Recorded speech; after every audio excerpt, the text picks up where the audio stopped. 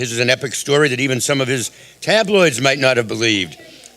But we're fortunate to have him here in person. So our speaker today, as his own book publisher describes him, is a man who helped define our modern media.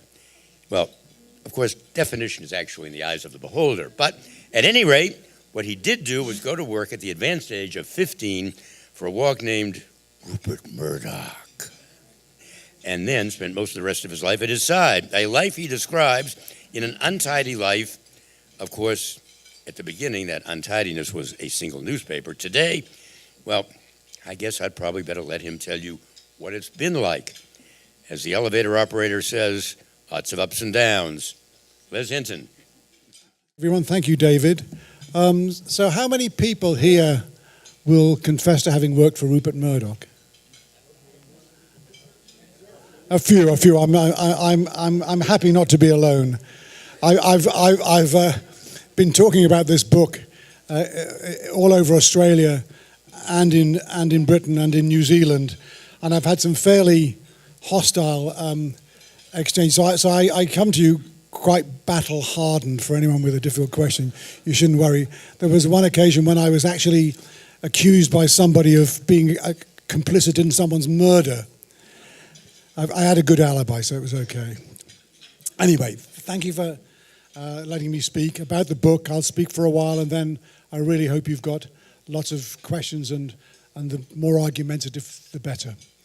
So as David said, it was 1959, and I was 15 when a guy called Rowan Rivett, who was the Adelaide News editor-in-chief, which is a small newspaper in the little Australian town of Adelaide. And he inexplicably gave me a job. I was fresh off the boat, an immigrant from Britain, with no worthwhile education, having attended 13 schools in 8 countries over 10 years. I was an army brat, you can guess. I was a lad with no testimonials or family connections and knew nothing about Australia, except that a guy called Don Bradman, which the Brits among us, you'll know, Don Bradman being a very good batsman. So in those days, it was like knowing nothing about America, except that Babe Ruth could hit baseballs.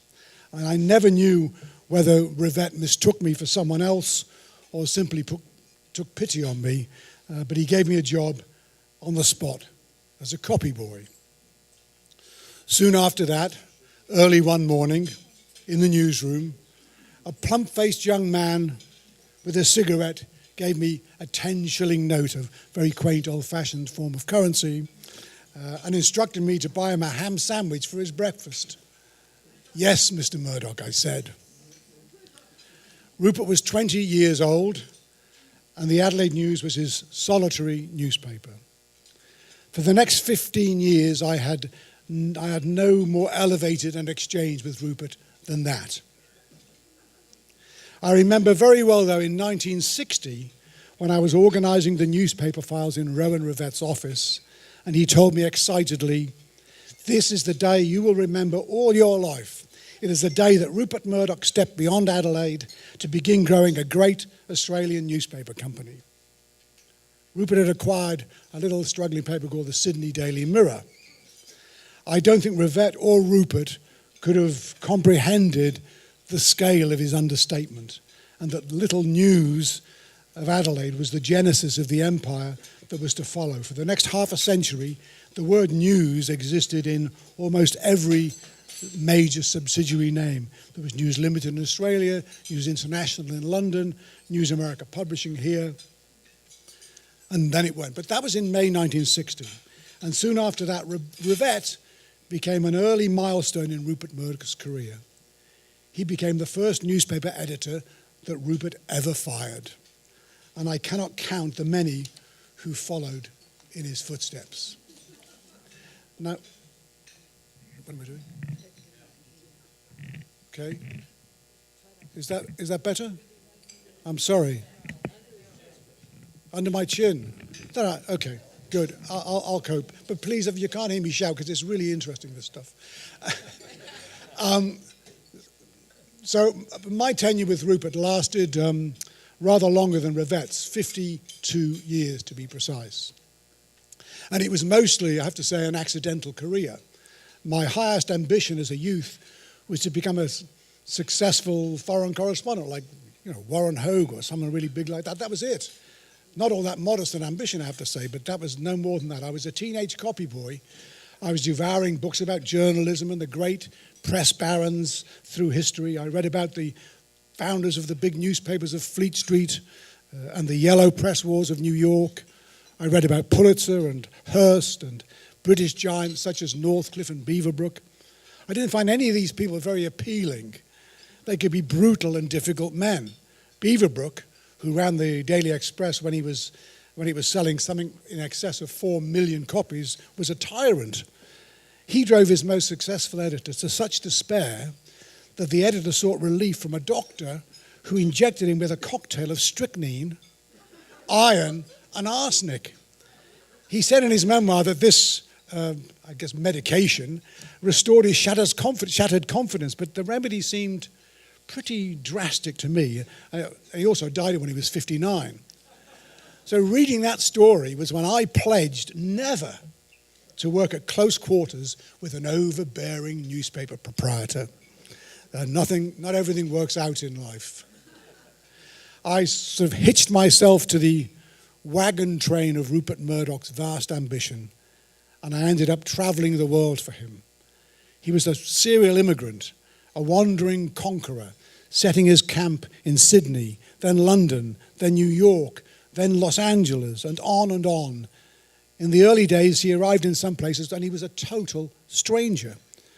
I mean, I left his employment briefly in the 60s, heading for Fleet Street, a couple of years ahead of him.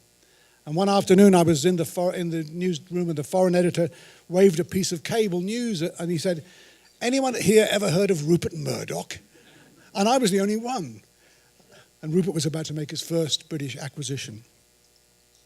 So I arrived in the newspaper business, like many of you, I'm sure, in the high arc of the industry, in the golden days of screaming presses in the basement and the sweet clatter of typewriters, when we worked in a coughing haze of blue smoke, in the days when cut and paste and CC were more than computer commands. They involved scissors and glue and that long ago thing called carbon paper. And it was long before the newsboy's cry became extinct. I don't want to get too nostalgic because personally, I'm optimistic. America was still Rupert's empire of dreams when I arrived in America as a correspondent in the summer of 1976. We occupied 2 floors of a dreary insurance company building in Midtown Manhattan. Apart from a couple of newspapers in San Antonio, that was it. There was no television stations, no big dailies, no film studios, no magazines, and not a lot of friends. Nor was there the obloquy he enjoyed in Britain, at least not yet. Local newspapers hardly mentioned him, and when they did, he was the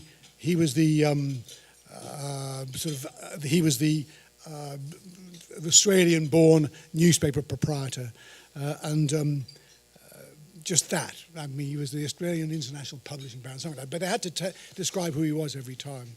But anyway, the wagon train kept rolling, and it happened to take me with it. I became an executive to be sucked into the ever higher reaches of his growing empire, dragged reluctantly into the world of deep carpets and quiet offices and away from the wonderful hurly-burly of a life on the road. I had truly broken that promise I made to myself as a teenager. I was shoulder to shoulder a lot of the time with the man who would become the biggest and, I guess, most notorious media mogul of them all. He was on the phone, walking into my office, inviting me to breakfast and dinner, and to long trips on his private jets, and to weekends on his yacht. And however some of that makes it seem, it wasn't always easy. Not at all. There was an unreliable rhythm to life with Rupert. Sometimes he called 7 times a day, asked you to lunch, laughed at your jokes, seemed fascinated by everything you had to say. Sometimes I wouldn't hear from him for weeks, and I'm still very fond of those weeks when I remember them. It was the way Rupert operated. He was like a visiting comet. And the mysterious astronomy of Rupert made it impossible to know when he would appear and how long he would stay. Rupert's style and his power over people meant his was not a regular multinational with tidy layers and streamlined channels of process. It became more conventional when it was very big, but that wasn't the style of company that helped him triumph. Because his company became, Rupert, always in his own head, was something of a small businessman. Now, maybe News Corp was a personality cult. It didn't occur to me when I worked there, which I guess might be the proof itself. Certainly, Rupert's attention was the drug of choice for many needy executives. He could also be a tyrant, but big business was never short of tyrants, and not many earned the intense devotion that he did. The feeling of his presence ran deepest in the places he built from nothing. In Australia and Britain, he felt a closeness to his businesses, a kind of emotional ownership that was not always the same everywhere. His charismatic authority was an aura in these places. Old hands were his agents, undaunted loyalists spreading the word of their wonderful lives with Rupert, recalling small moments in his presence and seeming blessed to have been the victims of his ire. They had tales of his furies and mistakes, but for them, every transgression faded away in the burning light of his cleverness and energy. Now, like many people, he was hell to work for. I can vouch for that. 60 years of success and tough tactics have yielded for him a bitter harvest of enemies. To the most bitter, he was a scabrous, plundering capitalist, debasing cultures round the world. But in my opinion, the Rupert Murdoch they hated was a kind of hallucination, a virtual devil, a crowdsourced apparition created to be the object of all the rage and grief about big business, great power, global inequity, and everything else they see wrong with the world. No doubt, he's a heavy businessman, a driven businessman with heavy boots who bruised a lot of people. At times, he deserved a kicking, but he was doing it all to take care of his best friend. And his best friend has always been his business. As a boss, he could be hands-off or autocratic, charming or irascible, forgiving or fierce, and sometimes just a comprehensive pain. But he also imbued his business and his people with a fantastic sense of possibility, and he got big results. And he became the head of the biggest and best media company in the world, or the heart of darkness, depending on your point of view. Working for him could be very tough, and the attrition was high. At each of our regular management conferences, a booklet listed the attending executives. And as the years passed, reading an old one was like looking at the names on the casualties on a war memorial. But he has been his own kind of revolutionary, and he's overthrown other giants on 3 continents, and he's become, whatever you think, an authentic colossus. But back in the day, he loved being seen as the underdog. He loved being the guy in town with the ability to surprise and subvert, the little guy with not much to lose and so much to gain, the upstart with impossible ideas and boundless self-conviction. And I think, looking at him now, that all that success kind of drowned a little of the original man, and that he really misses the life of being a long shot. Now, his success stretched, of course, far beyond print, but nothing has attracted more attention and criticism and been more popular than his company's journalism. Virtually all my time with him was spent working in journalism, in newspapers, magazines, and for a while in TV. His newspapers included the biggest selling titles in the English language and the most popular, at the same time as some criticized them for being of poor taste and cheap style. You know, we could debate that. And he's been criticized for bias, and there's no doubt many of his outlets have mounted some powerful, single-minded campaigns. A couple here spring to mind. But given the success of his newspapers, it seems that you have to admit, and his television, that a lot of people have found these points of view appealing. His rivals still jump with glee at what they consider Rupert's mistakes, and there's nothing wrong with that. But for all that, there was a recent study by the Reuters Institute of Oxford University, whose job is to monitor trends in all forms of journalism, and it found that the most trusted news source in the United States was the Wall Street Journal. And it found that the most trusted national newspaper in the United Kingdom was the Times of London, both of course controlled by his companies. So he's had a turbulent career. Some people love him, very high proportion. I wouldn't guess the ratio of people hate him. And so how did he manage it? Why did he do it? I'm sorry to disappoint you, but don't ask me. And don't ask Rupert either, because he's never been one for self-analysis. Just summing up, it's undeniable now that a great era is fading, that talk of Murdoch, the mighty newspaper baron, and all the great empires of print will one day soon be misty history. The magnates of newspaper and television have yielded to engineers and computer scientists with communications empires of a size and reach that was once just unimaginable. But while their advance might be demolishing many of the businesses that many of us grew up with, it is also creating, I think, an inestimably better informed planet. The business of print might be in doubt, but meanwhile, the biggest, most universal delivery system ever known is in place. And there'll always be an appetite for good writing and powerful opinions and important information.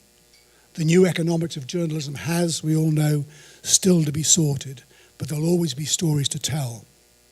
And in our hearts, for all the proper fears of fake news and malign manipulation and theft of data and the trickery of Russians and many others, I hope most of us can still believe that while the newspaper industry is fading and declining, its purpose never will. So that's it. There's much more detail in the book. Thank you very much for listening, and I'd be happy to answer your questions.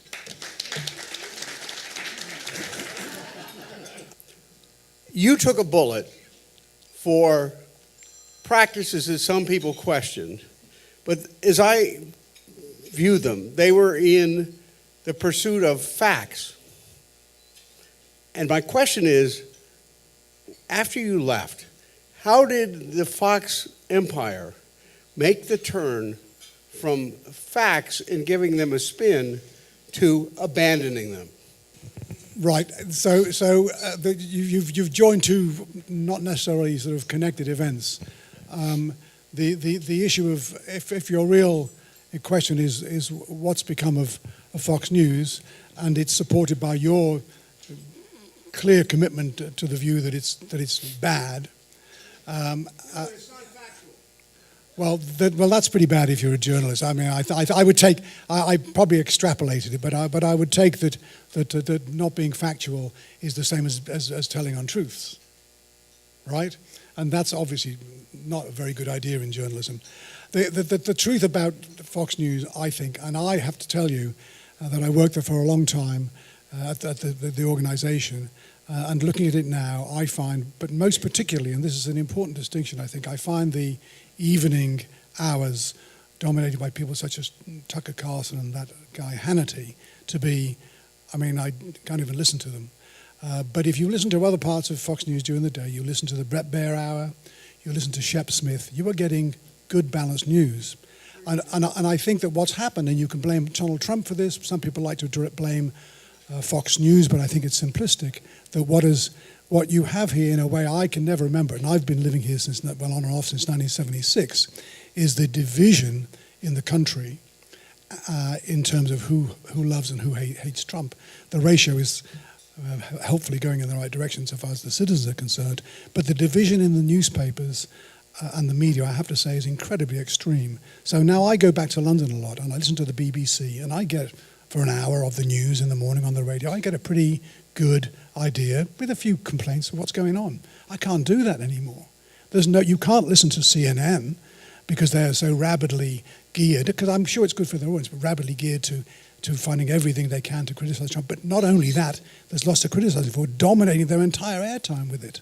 And vice versa, in those periods of Fox we're talking about, the reverse is happening. And it's happening with MSNBC.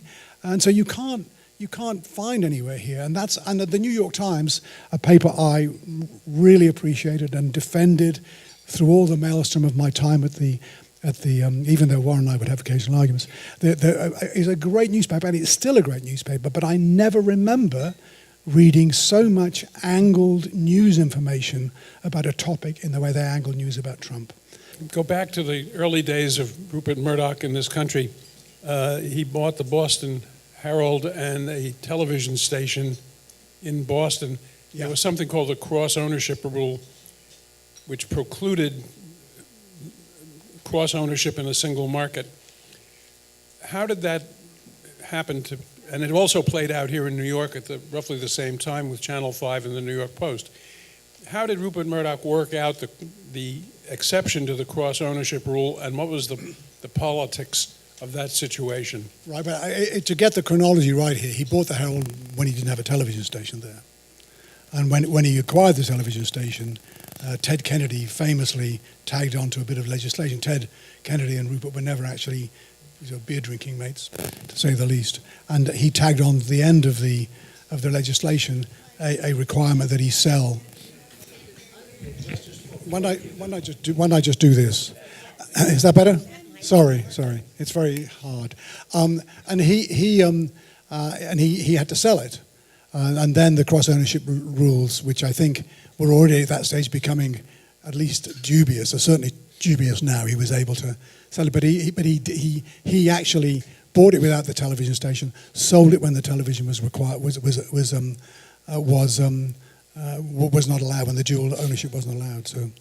So I think that answers your question, because your question isn't exactly. He got an eventual waiver because he now owns Channel 5 and Post. What was the politics of the evolution? The underlying politics has always been plurality and the survival of newspapers. The New York Post, as we all know, and I can tell you painfully without going into the detail, the New York Post has lost money since the day he first owned it, and always has. So the issue was its survival, and he guaranteed its survival. And also, I think at that stage, the monopoly of audience in terms of television and newspapers wasn't really the same, because local television is dwindling, newspapers are dwindling. I think those old rules, which once upon a time were valid, no longer were operative. Do you think that he actually had a point of view, shared Thatcher's manner of governing, following up on Alan's question, or do you think he was supporting her because she was good for newspapers? I'll tell you that David Frost, who worked very closely with Thatcher, had that point of view. So I think that he liked her approach. It was not traditional conservative, but it was small market. It was low tax, and it was very much, although the left didn't like admitting it, it was very much a policy that took care of cared about little people. But she was very popular. I mean, she was hugely popular among a lot of people. I mean, she was always unpopular with the left, and the left were very vocal and very effective in attacking her. And I think Rupert, to some extent, was demonized because of that association. But I think he admired her a lot, very much, as he did Reagan. Now, Les, Rupert took New York Magazine away from Gail's husband, Clay Felker, who had already arranged to buy the New York Post. Can you tell us a little behind-the-scenes activity of why he went after New York Magazine and took it away from his supposed friend, Clay Felker? Well, I can tell, but Gail, I was talking to earlier, I expected a question about that. I mean, I was here, but I was a correspondent for the papers in Australia and Britain, so I was not directly involved. So my knowledge doesn't extend beyond the fact that it was a very disagreeable period, and that when he acquired the New York magazine, a lot of the editors just walked out. Some of them actually walked out with a copy for that week's edition to prevent him getting him out. But he bought it because he wanted it. It's a great new magazine. It still is, I think. And he wanted to go out, and he persuaded a sufficient number of shareholders to sell him his shares. I mean, that's what he did. It was ugly, and I think that there's an argument which I can't attest to that he was dishonest with Clay in expressing his interest. But I don't know that. But it continued, I think, under his ownership. Certainly when I think Ed Kozner was its editor, to be a very, very good magazine. Even this day, I see Adam Moss is quitting. It's been a great magazine, but it was a great magazine then too. But why did he get it? Why did he buy it? Because it was there. Hi, I have a question for you. You were talking about how great the Wall Street Journal is, and how I'm here is about I'm talking about. You said that the Wall Street Journal was so great. Today, there is in the op-ed. There's an editorial. It says visions of a 70% tax rate, and the highlighted thing is the new socialists need a refresher course in government math. 70%. Under Eisenhower, it was about that. You have a question? Yes, I was about to say. It was hard under Eisenhower, it was about. Under Kennedy. So, was Eisenhower a socialist? It was higher under. It was actually higher than 70 under Kennedy, I think, when Kennedy. But I look. I actually what I said was a bit more specific than simply it's great. I said that a independent body that does it had judged it to be the most trusted news source, and we know. Sorry. I'm sorry, I would say, if they're saying that 70% means that it's socialist, and if Eisenhower, who was a Republican and a general, to add, was actually higher, I was just told. It's a opinion page. Yeah, I mean, look, you're right. I mean, you can disagree with what it says, and there's no question that the opinions in the opinion section are very, very strident, and they're very conservative. But the issue is how well I think, and the way that survey agrees, that they don't allow that degree of opinion to permeate its news pages. That's the point. I mean, that's a good. You ask a good question, but I read those editorials every day, and I've always got questions. Sometimes I don't agree with their opinions on the gun law. Even when I was publisher, I didn't. But I didn't agree with their opinions on immigration either, but that was the way it was run. Over here. Les, when Ken Aletta spoke to us, he said that one strategy for dealing with the malign influence of Fox News was to prevail upon the better instincts of Murdoch's children, who are allegedly running all of this now. And I wonder whether, having watched his kids grow up, you feel that's a promising strategy. Well, the malign stuff is everyone's entitled to their opinion. I disagree with much of it, and I don't like it. But I think, as I said before, there's a lot of very subjective news now on television and newspapers here that wasn't there before. Maybe Fox has provoked it because it became so successful with, and it is, as you know, overwhelmingly the most viewed news channel. Whether it's there because they like looking at car crashes or whether it's there because they agree, I don't know. But as for the children, the company is now, it's ballooned in size, and now it's shrunk again. And very soon, a big chunk of Fox is going to be owned by Disney.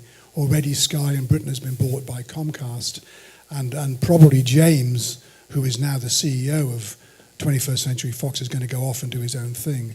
That will leave Lachlan in charge, and I've no idea what their plans are. But I do know that if I were there, whatever I thought about some of the extremes of Fox, it is an incredibly profitable operation because so many people watch it. So you have to be hard-hearted about that. And people, I mean, I was in Australia and people were coming up to me and telling me how much they loved Fox News. I didn't know quite what to say in response, but they were saying it. So. Over here, Les. Hi, I worked for Murdoch as a small cog in his empire. But I watched the top brass fawn over him, especially when he was going to appear, say, at Star Magazine, where I was. So my question to you is, was there ever a time when you felt you could say no to Murdoch? Well, there were occasions when clearly I disagreed with him. And the most important thing and the most important means of surviving with him is that you are going to be willing to differ with him when you do.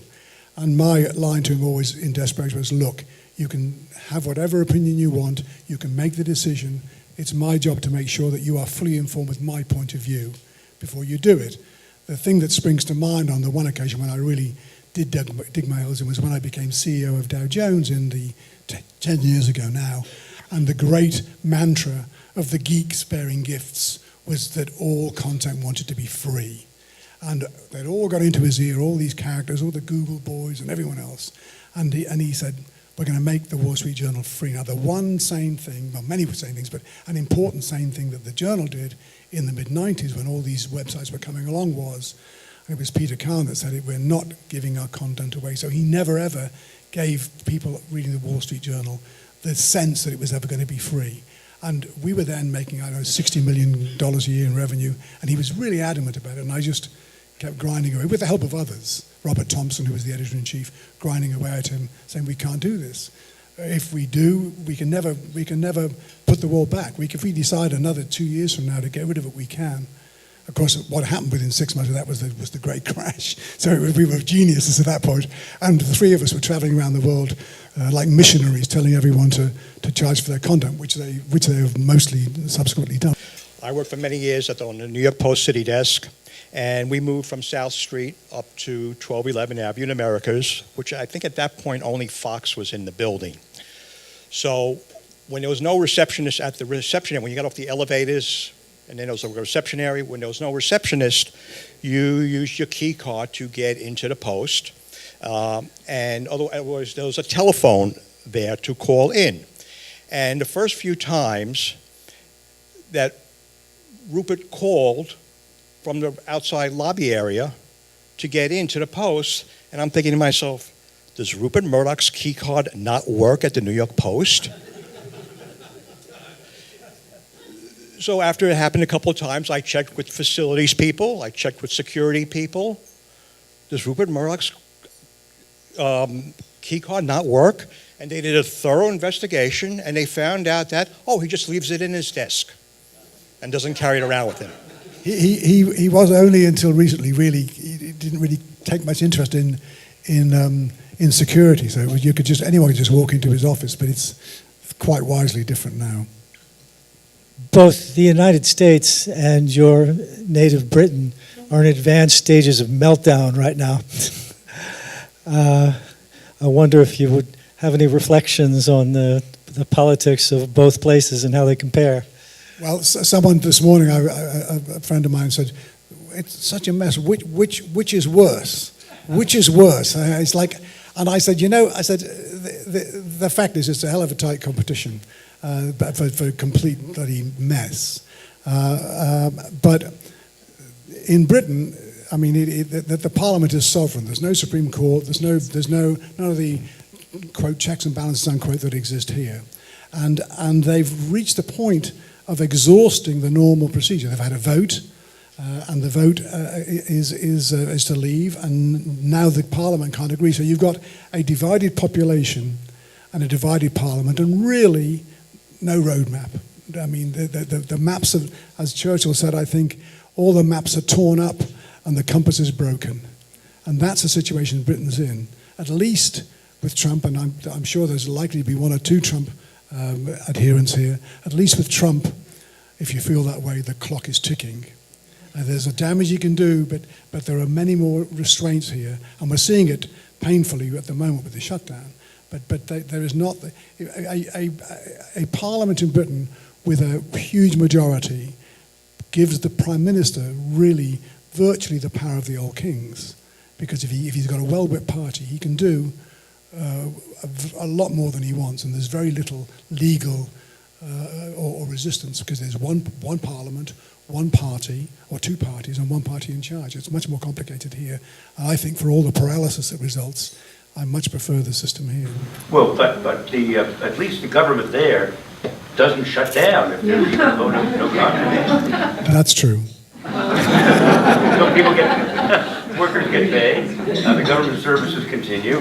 How is that not better than the system we have here? Well, the system here is that if you agree, I think that those moments of paralysis that happen, which have never been as great as this one, are generally the bad outcome of a properly dispersed power base in the country. And it goes down to the states and everything else, and the cities. And I think for all the fact that happens, usually, quite quickly, in this country, one or other of the combatants, it happened with Gingrich and Clinton, I mean, we can go back in history, but they come to their senses. In this case, there's a shortage of senses, I think. Last over here. Have you seen Ink on the West End? Yeah, it's brilliant. It's brilliant. Ink for anyone who doesn't know, Ink is a play which tells the story of Rupert Murdoch acquiring a broadsheet, a stuffy old stodgy broadsheet in Britain, and turning it into a tabloid, The Sun, which ultimately became the biggest selling daily newspaper in the English-speaking world. And this is about how he did it. And I actually went to see it. And after seeing it, because it was brilliant. I mean, and I think it's coming here actually. It's coming. Yeah. It's coming here to the Manhattan Theater Club, and you should all buy tickets to it. Good. But so it harkens back to the point you made that he loved being the underdog. I mean, that's what he loved, right? And this play is about that. It was all about that. I mean, it's all about that. I actually, when I saw it, I said to Rupert, I said, you've got to go and see this play. And he was like, but he went backstage and had a drink with the cast afterwards. Because it's not particularly flattering, but it is honest, and it is actually, there's a kind of good-natured streak. The guy who devised that has just done another show, which is coming here. We watched it, Kath and I, the other night, on Brexit with Brendan Cumberbatch in it. And that's the same sort of thing. It's sort of it handles a very hot, because Rupert is a hot topic here, but he's a very, very hot topic in Britain. And to do a play that became a huge hit, and he was willing to go along and laugh at. It was quite an achievement, I think. They're bringing the original British cast over as well. Yeah, I think that's probably a good idea. Les, you've worked in Australia, London, and New York. If you had a son or grandson entering journalism, where would you direct him or her? Well, my daughter's got more sense than that, but I would direct. That's the thing. I think journalism is a great occupation. I think it's tougher than it was. I think that it's much less simple when you're trying to build a career. When I started off in Adelaide, the pinnacle of newspapers in my universe were Fleet Street newspapers, and they were hard to get jobs on. You had to really work hard. You again and again you get fired easily, but there was a kind of peak to the pyramid that you could aim at, and I'm sure it's the same here even still. But it's become so diffused now that there's no clear way to navigate yourself. If you're ambitious to become a very successful journalist, and people have done it surprisingly with blogs and with websites. But I think the need for good stories and good journalism and honest reporting is inexhaustible. Of course it is. We've been telling each other stories since there were campfires, and we're never going to run out of the appetite for them. The means of telling them is what's changed, and these great big, gigantic, newspapers were nothing except, and so with television too, but massive manufacturing and distribution businesses. These massive overheads, trucks and presses and tons of paper. All of that's gone. But the journalism, the underlying journalism and the need for it, the want for it, hasn't changed. So I would say it isn't, but it wasn't easy when I was doing it. You're getting to get a job on the New York Times. How hard was that? How many people wanted that didn't get it? The fallout rate was fantastic. And it's the same now. It's just different. But there's lots of opportunity. I'd say go for it, but don't expect to get rich. Over here. Hi, my name is Jane Maxwell. I was the first employee at New York Magazine. I worked with Clay out of his apartment while he was raising money. Armand Earp was his angel, and he was raising money from the people like Tobin, Patrikoff, Siegel. Armand Earp died. He was protecting Clay from his investors. Clay did have what you call a volatile personality, but he was a very good man. He was having troubles with his board. He thought, foolishly, that Rupert Murdoch was a friend of his. And he confided in Rupert Murdoch about his problems with his board. So Rupert Murdoch turned around and approached the board, and the rest is history. That's the truth. I was there. You said you weren't. We'll let you work the hook on this. Final question. Oh, no, off the hook on the New York Magazine thing. I don't want to be. There was no question. I didn't know what to say. I mean, it was a brutal business, but you know, it's capitalism. And I said before that through it all, Rupert's best friend was his business, and he had a lot of board members complaining about the way Clay was managing it. But I don't know any more than I've read. Thanks to Jane. I just want to set the record straight. I'm not impugning you in any way. No. Jane, thank you for setting the record straight. Next to last question. If Rupert's concerned, it's his business. His stock has performed miserably on Wall Street. So who does he run the company for? And second, he is the single largest shareholder. The second largest is Prince Al-Walid of Saudi Arabia. So who buys the stock and why? So just a few corrections. Walid does not hold shares in the company. He sold them quite a while ago. The stock of Fox has been doing incredibly well and is now at all-time highs. So that's a mistake as well. What he did do in building his company was become famous for not paying dividends to his shareholders. And as a shareholder, that was painful for me too. But his answer was always, I'm plowing the money back into growing the business, which is what he did and did and did. And if you bought stock in News Corp back in the day, back in the, 60s or 70s, or whenever you first could, you would have made a massive amount on your stock. So people that have invested with him a long time have done extremely well. And the stock now, the Fox stock is, 18 months ago it was at $25. It's now just under 50. So I think that is wrong. And Walid, I'm sure, is sorry he sold his shares. Which is just what Jeff Bezos did. He plowed all of his money back into his company. Yeah, well, all these big companies, Netflix as well. I mean, they were living with, but all they did. I mean, all as we all know, share price is nothing but what the future earnings are going to be discounted to today's price, right? And that's what they're doing. That's what they've done with great skill. I mean, God, I looking at Netflix, I've never bought any for that. Well, the reason he gives is that the dismantling is the selling of. First of all, in this country, selling the studios. So it's all the units of the company that produce filmed entertainment. And the problem with that area is that because of Netflix, because of Hulu, because of Amazon, there is a massive contest now for great material and the distribution of it. So all of that is changing. I think my own view is that if this was a crisis that existed 30 years ago, Rupert would be rolling his sleeves up and doing it, but he's 87, 88, and he's taken, for his family, because his children are mainly the beneficiaries, he's taken billions and billions of money out. Now, what they do with that money is to be seen. It's a terrible problem, I'm sure. Does he trust the judgment of his children? I think that he judges. I think he trusts his opinion, Alan, above all others. Les, final question. If you were St. Peter and Rupert approached the pearly gates, Would you let him in? And if so, why? Well, I would let him in, and above all, because St. Peter, along with many others of the other apostles, they preached forgiveness, Myron. And so therefore I would admit him.